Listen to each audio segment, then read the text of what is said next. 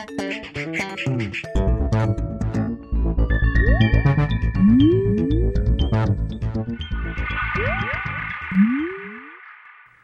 everyone, and welcome to The Vortex, where lies and falsehoods are trapped and exposed. I'm Michael Voris. Two items in the news have grabbed our attention this week. The first is the Pope's dramatic words that it is not external threats and persecution that harms the Catholic Church the most. He said, quote, "It suffers greatest damage from what pollutes the Christian faith and life of its members." Benedict has repeated this insight over and over in the last few months, stressed it emphatically, as a matter of fact.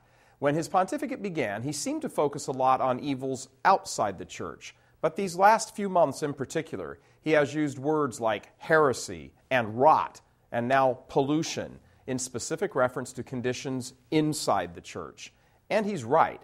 The rot of heresy has polluted the minds of the faithful because it has been left unchecked by cowardly bishops and advanced by heterodox bishops. But heresy and denial of the faith is never without consequence for those wearing mitres, in this life as well as the next. Which brings us to the second news item we've been following with interest.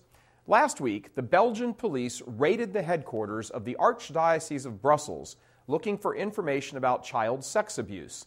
They confiscated hundreds of computers and files and memos, etc.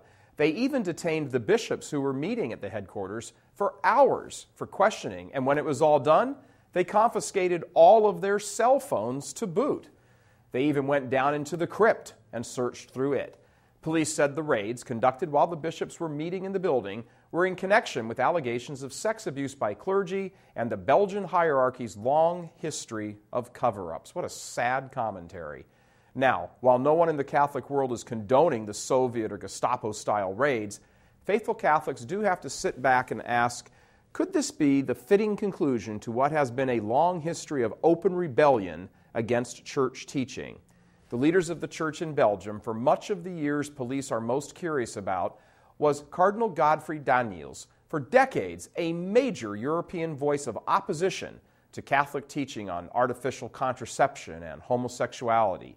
He was the close colleague and protector of Bishop Roger Vangelhue of Bruges. Vangelhue resigned in April after admitting to having sexually abused boys, including his own nephew, before and throughout his time as a bishop.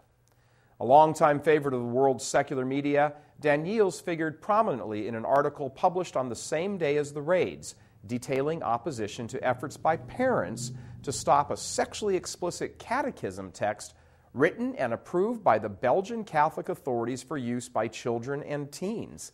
The catechism text approved by the Belgian bishops gives very, very graphic descriptions of sexual encounters, get this, from the perspective of a very young girl. Yeah, you're hearing right. This was approved by the bishops of Belgium.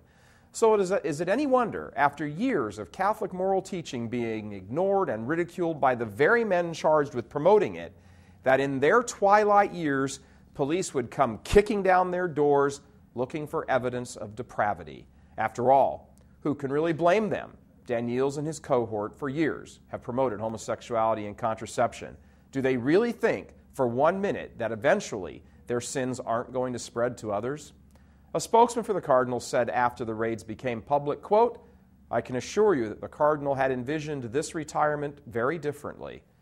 In addition to heresy, filth, rot, and pollution, maybe the Holy Father needs to add to his list of terms describing the current state of the Church where liberals have had free reign, the word naive. What happened with these raids, and who knows what other incriminating evidence is going to turn up on some of the bishops' cell phones, could certainly be seen as a punishment, a chastisement of sorts for years of mocking God.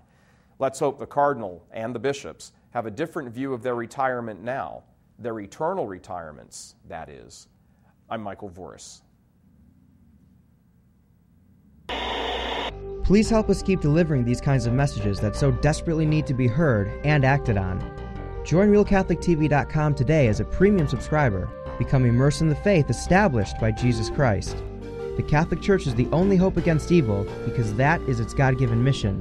As our Lord said, apart from me, you can do nothing.